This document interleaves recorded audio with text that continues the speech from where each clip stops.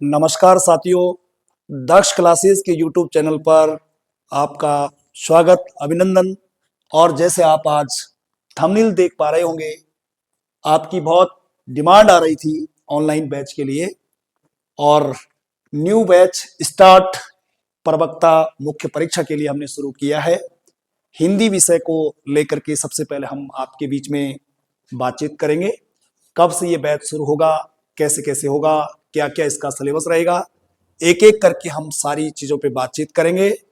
जो भी हिंदी विषय से प्रवक्ता मुख्य परीक्षा की तैयारी करना चाहते हैं, उन तक इस वीडियो को जरूर शेयर करें और बहुत शानदार तरीके से, बहुत बढ़िया तरीके से हम हिंदी विषय की बारीकियों को समझेंगे। और प्रवक्ता मुख्य परीक्षा में जो भी पाठ्यक्रम आयोग द्वारा दिया गया है, उसके एक एक बिंदुओं पर, एक एक टॉपिकों पर बहुत बढ़िया तरीके से तैयारी करेंगे। और निश्चित रूप से प्रवक्ता जो भर्ती परीक्षा है, स्क्रीनिंग तो हो ही जाना है। स्क्रीनिंग बहुत सिंपल है, बहुत आसान है। और प्रवक्ता मुख्य परीक्षा के लिए हमारे पास समय बहुत कम रहता है, इसलिए हम समय रहते पहले से ही हिंदी साहित्य को जो है शुरू करने जा रहे हैं। और जो भी इच्छुक अभ्यर्थी हैं जो हिंदी साहित्य के लिए हमसे जुड़ना चाहते हैं, हम शुरू करना जा रहे हैं, जुड़ सकते हैं। ठीक है, तो चलिए आगे बढ़ते हैं। क्या क्या इसमें हमें आज इसमें हम ये देख पाएंगे कि क्या हम कवर करने वाले हैं इसमें। चलिए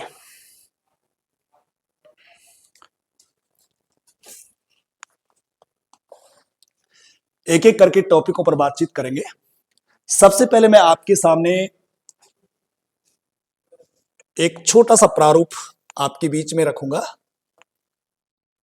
देखिए, जैसे आप देख पा रहे होंगे, इसमें उत्तराखंड विशेष अधीनस्थ शिक्षा प्रवक्ता संवर्ग सेवा सामान्य तथा महिला शाखा सीधी भर्ती के रिक्त पदों पर चयन हेतु भर्ती योजना, विषयवार लिखित परीक्षा होनी है। और विषयवार जो लिखित परीक्षा होनी है, ये वस्तुनिष्ठ प्रकार की होनी है। ये आप सभी जानते हैं, वस्तुनिष्ठ प्रकार की परीक्षा होगी। ऑब्जेक्टिव प्रश्न हमारे पास होंगे।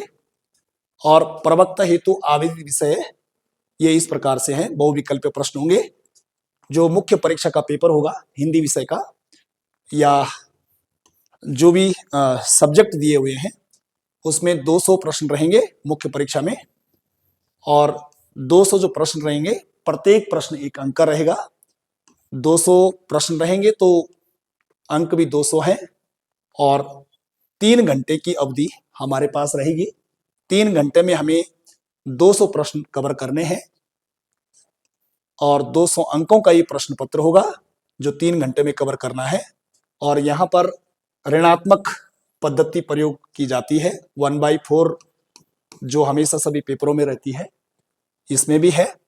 और इसमें जो जो सब्जेक्ट दिए हुए हैं आयोग के द्वारा, मैं आपको यहाँ पर बता देता हूँ हम कौन कौन से विषय को लेकर के आपके बीच में आएंगे, सब्जेक्ट को लेकर के किन किन विषयों की हमारे पास तैयारी हो सकती है, जो सब्जेक्ट हमारे पास अवेलेबल हैं, जो सब्जेक्ट हमें यहाँ पर ऑनलाइन मोड में या ऑफलाइन मोड में शुरू करने हैं। उनमें पहला जो विषय है इसमें, ये हिंदी है। हिंदी का ऑफलाइन और ऑनलाइन दोनों मोड में क्लास शुरू होने वाली है। और जो भी इच्छुक विद्यार्थी हैं हिंदी विषय को लेकर के, आप हमसे संपर्क कर सकते हैं। और संपर्क कैसे करेंगे मैं आपको लास्ट में बताऊंगा, आप लास्ट तक आराम से देखिए। दूसरा है इसमें अंग्रेजी, ये भी ऑफलाइन और ऑनलाइन दोनों मोड में शुरू होगा। और उसके बाद यहाँ पर हमारे पास एक रसायन है। सबसे पहले चरण में जो सब्जेक्ट हमें शुरू करने हैं, उनमें हिंदी है, अंग्रेजी है और रसायन है, केमिस्ट्री है, और इधर से बायोलॉजी है और नागरिक शास्त्र है, और उसके अलावा अर्थशास्त्र है। तो यानी 1 2 3 3 ये हो गए, एक चौथा हो गया अंग्रेजी, और 5 हो गए हिंदी। इन 5 विषयों को लेकर के हम एक एक करके आपके बीच में आने वाले हैं।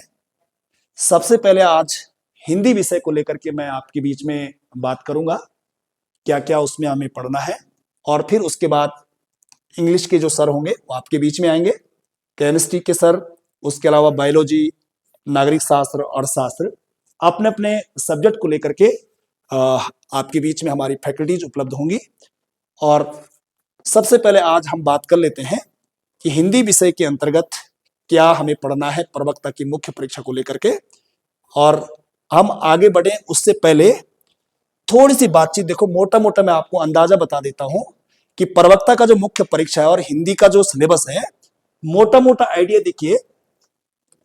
जब हम यहां पर प्रवक्ता मुख्य परीक्षा के सिलेबस को लेकर के बातचीत करते हैं तो इसमें सबसे पहले देखिए कौन कौन से पार्ट इसमें मुख्य रहेंगे जहां से प्रश्नों की संख्या ज्यादा रहती है। तो देखो मैं 3-4 पार्ट इसमें बना देता हूं और इन 3-4 पार्टों में पहला जो पार्ट, जो सबसे बड़ा पार्ट रहता है सब्जेक्ट का प्रवक्ता मुख्य परीक्षा के लिए, और प्रवक्ता मुख्य परीक्षा को टारगेट करके हम यहाँ पर सिलेबस की बातचीत कर रहे हैं। और जिस सिलेबस की हम बातचीत कर रहे हैं प्रवक्ता के लिए वो एलटी में भी काम आएगा, यूसेट नेट में भी काम आएगा, और उसके अलावा एनबीएस केबीएस जहां भी हिंदी साहित्य आता है, जिस भी स्टेट के आप हो, उत्तराखंड के हो, यूपी के हो, हरियाणा के हो, पंजाब के हो, जहां के भी आप हैं, अगर आपके पास हिंदी साहित्य आता है टीजीटी पीजीटी में तो ये पूरा आपकी मदद करेगा। तो देखिए सबसे पहले देखो यहां पर एक पोर्शन हमारे पास रहता है हिंदी साहित्य का इतिहास। हिंदी साहित्य का इतिहास, ये पोर्शन हमें कवर करना होता है। दूसरा पोर्शन हमारे पास यहां पर रहता है जो हमें कवर करना होता है, यहां पर रहता है आलोचना का। एक आलोचना वाला जो सब्जेक्ट है ये यहां पर अलग से जो है प्रवक्ता संवर्ग में दिया गया है, जिसमें हमें 6 आलोचक पढ़ने होते हैं। ये अलग से दिया हुआ है। हिंदी साहित्य का जो इतिहास है इसमें 4 कालखंड हमें पढ़ने हैं, आदिकाल, भक्तिकाल, रीतिकाल और आधुनिक काल। और इन 4 कालखंडों के साथ साथ अलग से यहाँ पर जो है आलोचना दी हुई है। और इस आलोचना वाले टॉपिक में 6 आलोचक हमें पढ़ने हैं, जिनमें रामचंद्र शुक्ल भी है, हजारी प्रसाद द्विवेदी भी हैं, और आगे बात करेंगे कौन कौन से हैं। और इसके अलावा इसमें अगला जो पोर्शन है इसमें लगता है ये काव्य शास्त्र वाला पोर्शन लगता है। कौन सा लगता है? काव्य शास्त्र वाला पोर्शन है। और काव्य शास्त्र में 2 पार्ट हैं, एक भारतीय काव्य शास्त्र है और एक पाश्चात्य काव्य शास्त्र है। भारतीय काव्य शास्त्र भी और पाश्चात्य काव्य शास्त्र भी हैं। दोनों पार्ट काव्य शास्त्र के अंतर्गत हमें पढ़ने हैं जो कि हमारे सिलेबस में है। उसके अलावा अगला जो पोर्शन है इसमें व्याकरण का है, और व्याकरण हमारे पास इसमें जो है हिंदी की व्याकरण भी है और उसके अलावा संस्कृत की व्याकरण भी है। व्याकरण जो है संस्कृत की भी है और हिंदी की भी है, दोनों व्याकरण हमें कवर करनी है। और उसके अलावा एक पोर्शन इसमें और है उत्तराखंड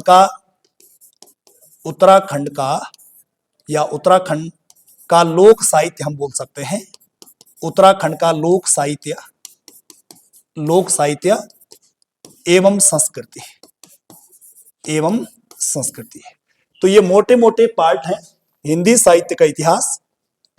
4 कालखंड, आदिकाल, भक्तिकाल, रीतिकाल और आधुनिक काल।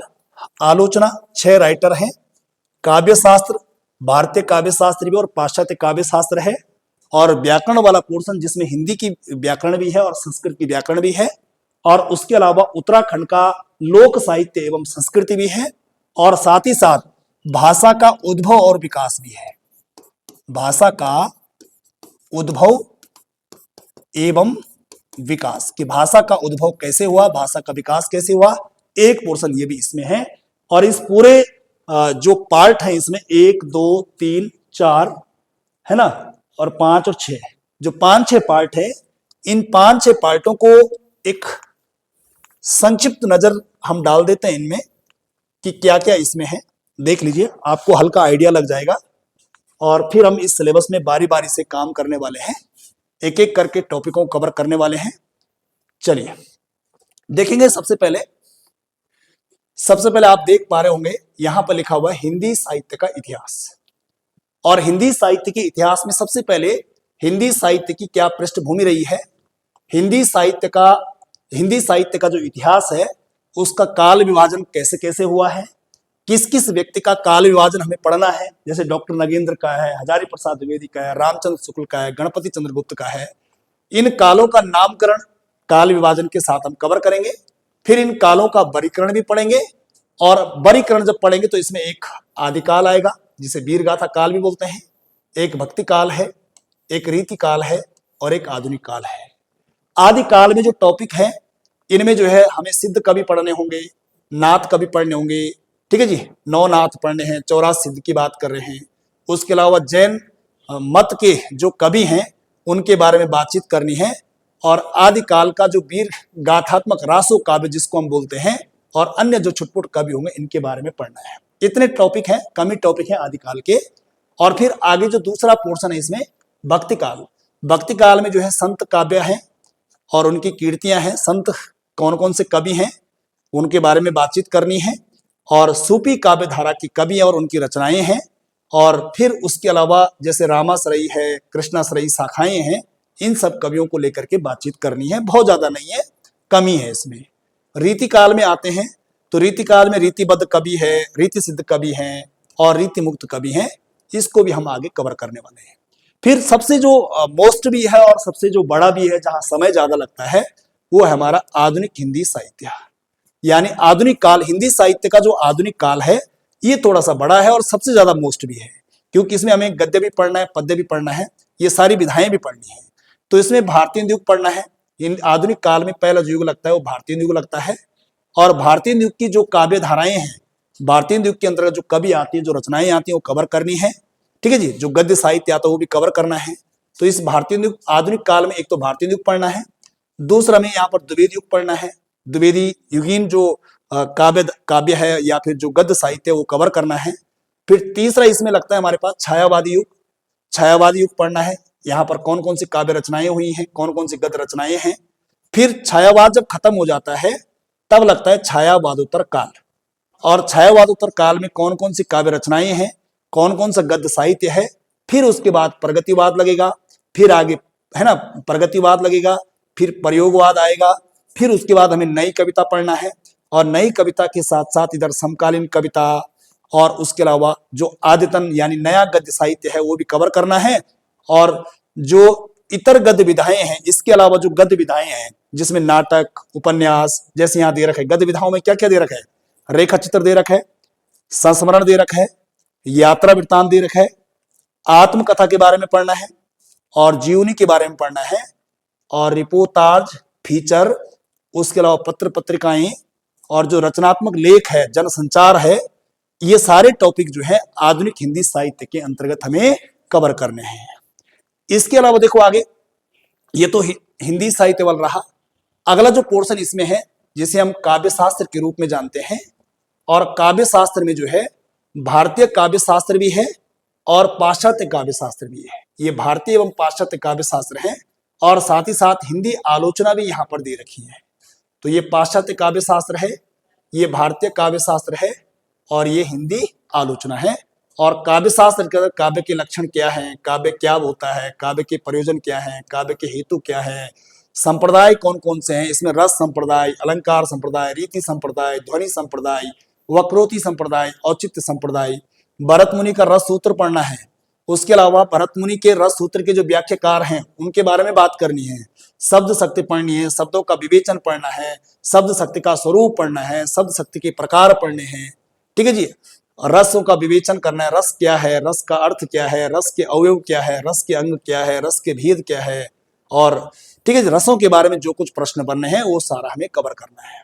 इसी प्रकार से आगे आएंगे पाश्चात्य काव्य शास्त्र में प्लेटो, अरस्तु, है ना, इनके जो सिद्धांत हैं, लॉन्जाइनिस, विरेचन का सिद्धांत है, अभिव्यंजनावाद है, ठीक है, रिचर्ड संप्रेषण सिद्धांत है। ये सारे हम आगे कवर करने वाले हैं। और जैसे मैं आपको बता रहा था कि एक आलोचना वाला पोर्शन जो है इसमें राइटर है, देखो हिंदी की जो आलोचनाएं हैं इनका विकास कैसे कैसे हुआ है, और कौन कौन जो है प्रमुख आलोचक हैं। तो प्रमुख आलोचकों में एक रामचंद्र शुक्ल है, दूसरा हजारी प्रसाद द्विवेदी है, तीसरा नंदुलारी वाजपेयी के बारे में पढ़ना है, चौथा रामविलास शर्मा, पांचवा डॉक्टर नगेंद्र, और छठा है डॉक्टर नामवर सिंह।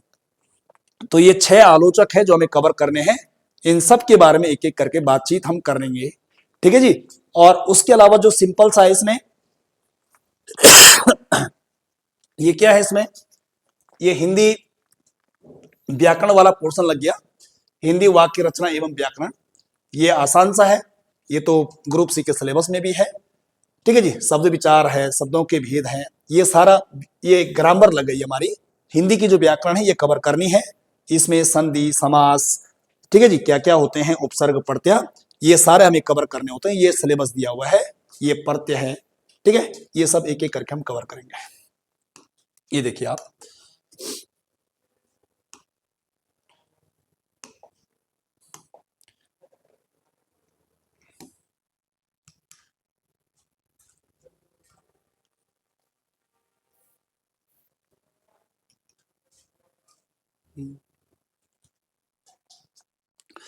चलिए, और इसके बाद जो है, जब ये हिंदी की ग्रामर हम पढ़ लेंगे, संधि, संधि विच्छेद, समास, समास विग्रह, शुद्ध वर्तनी, ये सब जब पढ़ लेंगे, तो इसके बाद एक इसमें व्याकरण में संस्कृत व्याकरण आ जाती है।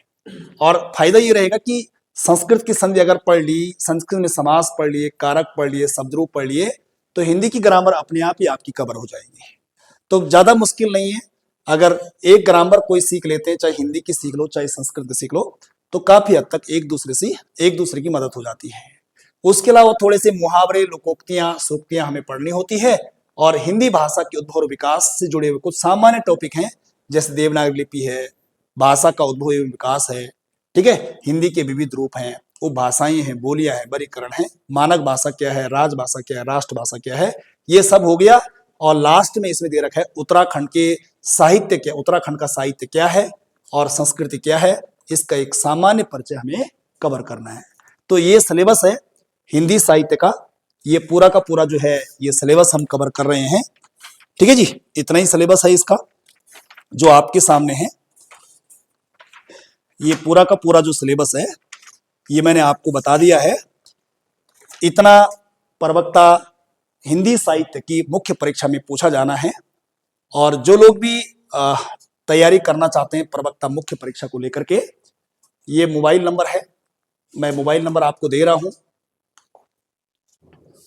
आप इस पे जो है व्यक्तिगत रूप से संपर्क कर सकते हैं। 7895955040। ठीक है जी, ये नंबर है। ठीक है जी, विजय रमोला, ये मेरा नंबर है, आप संपर्क कर सकते हैं। और कब से बैच स्टार्ट होगा ये मैं आपको अगली वीडियो में बताऊंगा। जैसे आपके मेरे पास एडमिशन होने लग जाते हैं, आप इस वीडियो को शेयर करिए, और बहुत जल्दी हम इस वीडियो को शुरू करने वाले हैं। और जब तक हमारी प्रॉपर ये क्लास शुरू होती है, इसका भाषा और उद्भव विकास मैं यूट्यूब में आपको पढ़ा चुका हूं। जिन्होंने नहीं देखी है वो वीडियो, वो उसमें देख सकते हैं।